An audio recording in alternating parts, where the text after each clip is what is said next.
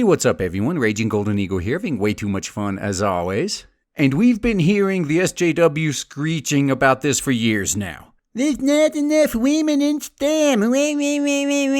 And while we've been trying to explain to them all this time that maybe that's just because women aren't interested in STEM, they insist, oh no, it's because it's misogynistic, it's a good old boys club and whatnot, just nothing but excuses with them. Well, now we have a pretty interesting study to look at. Women now leaving STEM fields to pursue social justice degrees. Really now? And I wonder how many of those women leaving STEM to pursue social justice are then gonna turn around and complain that there's no women in STEM. Now, for the record, this is a very small study, like to the point where it may not even be considered a real study. But if nothing else, hopefully someone uses this as a starting point to kick off a bigger study that'll be much more widely accepted.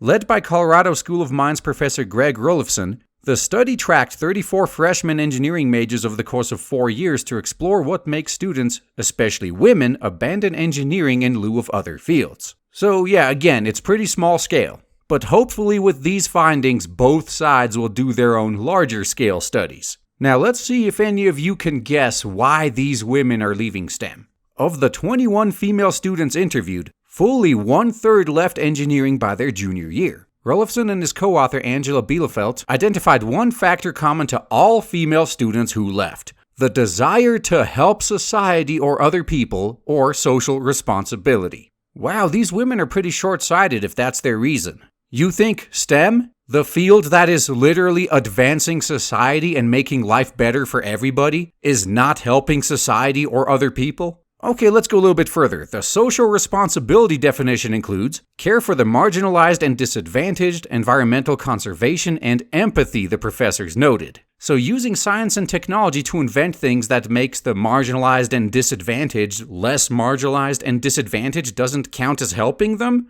You think technology can't be used for environmental conservation? We all know what this is really about. This is all about feelings. That's it. If you're part of a team that's working to cure cancer slaving away in the lab for 16 hours a day, you don't get the same feeling that you're helping somebody than when you actually see the person you're helping in person. Even though, funny enough, you end up helping a lot more people in the STEM field. But hey, feels over reals, that's just where we are. And hell, think about it this way. If these women actually have the brains necessary to succeed in STEM, and they just throw it all away, then technically they're helping a lot less people than they could be. Now let's see what some of these women are opting to do instead. One student, Maggie, switched to community and international development to study systemic problems in different communities and how to address them. Well, hopefully while she's there, she's going to address the problem of certain communities valuing feelings over facts. Because as soon as someone finds a way to fix that problem, the vast majority of the problems we have are going to be fixed. Jocelyn, another student, left engineering to study environmental policy and hopes to become a lawyer. I can make a bigger impact that way, Jocelyn told researchers. I think she meant to say a bigger paycheck. Because otherwise, I'm actually kind of concerned. We do not need activist lawyers. But all that aside, this is where the whole thing goes off the rails. Now that we've identified the alleged problem, I for one don't see this as a problem. People are allowed to have different opinions and different wants and needs. But they view it as a problem, now let's see the solution. The study urged engineering departments to infuse a feminist care of ethics into their curricula to help retain women. By doing that, engineering students would be provided with opportunities to define, address, and apply social responsibility continuously. Oh, right. So replace the facts with feelings. If you want a recipe to completely tank your country's performance in the STEM fields, this is it. If the US decides to go this route, all that will happen is the people with the actual brains are going to move to Asia and continue doing their research there. And soon enough, the West is going to lose their technological advantage. This right here is what happens when you let your hubris get out of control. So many people, especially in the US, think that, hey, since we're on top now, we always will be. We can afford to keep kneecapping ourselves. We're just that much better than everybody else. And in a way, they're right. It will work for a little while, but eventually reality will catch up to you. And before signing off, let's take a look at their previous narrative for why there's so few women in STEM, and how well that's worked out for them.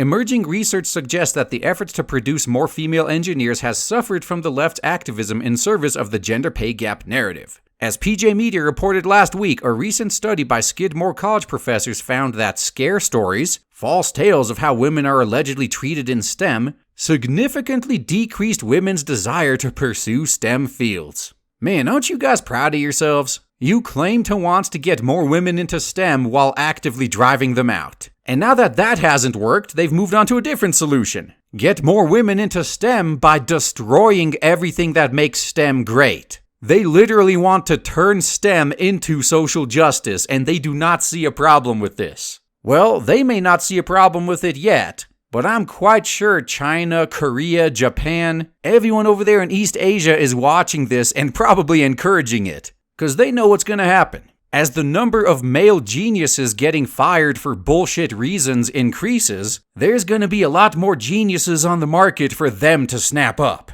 Here in the West, the SJWs are more than happy to get rid of all these toxic males to make engineering more gender inclusive.